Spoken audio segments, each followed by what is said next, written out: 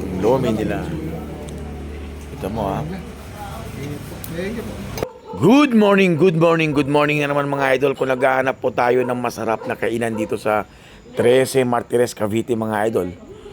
Dito tayo sa MCD, Lomi and Goto, Batangas mga idol. At napadpad nga kami dito mga idol para tikman yung mga ipinagmamalaki nila dito na Goto, Batangas mga idol. At saka Loming Batangas mga idol. Hindi lang Goto, Batangas ang tinitinda nila dito mga idol. Kumbaga iba't ibang mga menu rin sila. May mga pansit, iba-ibang klaseng flavor ng pansit dito mga idol. Kaya nandito tayo mga idol para tikman. Kasi napapansin natin mga idol na napakaraming mga tao lagi rito mga idol. Time check mga idol. 2:30 AM in the morning mga idol. Madaling araw ng alas 2:30 mga idol, nandito po kami sa kalsada. Malapit lang po sa Uno fuel station to mga idol, tong Lomi and Goto Batangas MCD mga idol. Ito pwede natin dayuhin mga idol, 24 oras silang nagsiservisyo dito mga idol. Etong MCD mga idol, matagpuan sa barangay Di Ocampo to, 13 Martires, Cavite mga idol.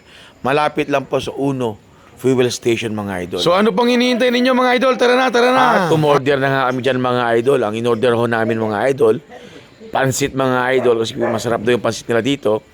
Gotong Batangas at Lomi mga idol.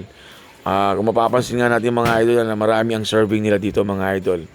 So tara, samahan nyo ako mga idol para tikman ang pinagmamalaki nila dito na Gotong Batangas at Lomi. At ito na nga mga idol, yung Gotong Batangas nila mga idol. Isinerve na po sa amin yung Gotong Batangas at nag-order din po kami ng pansit mga idol dito. Kasi sinasabi nga nila dito masarap yung pansit beyond din nila dito mga idol. At napapansin nga ninyo dyan mga idol na napakaraming laman ang Gotong Batangas nila mga idol.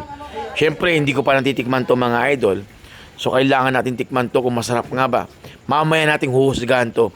Habang inaantay natin yung Lomi na order din namin mga Siyempre, idol. Mga idol, sharing na lang kami rito mga idol. Kasi napakarami naman ng serving mga idol. Sa lahat ng order nila mga idol, sa lahat ng orderin mo, marami yung serving mga idol. Kaya kung ikaw lang mag-isa kakain, alos hindi mo maubos sa dami ng laman na isinuserve nila dito mga idol. So kain na mga idol. At natikman ko nga mga idol. Masarap po lahat mga idol. Sulit dito ang pera niyo.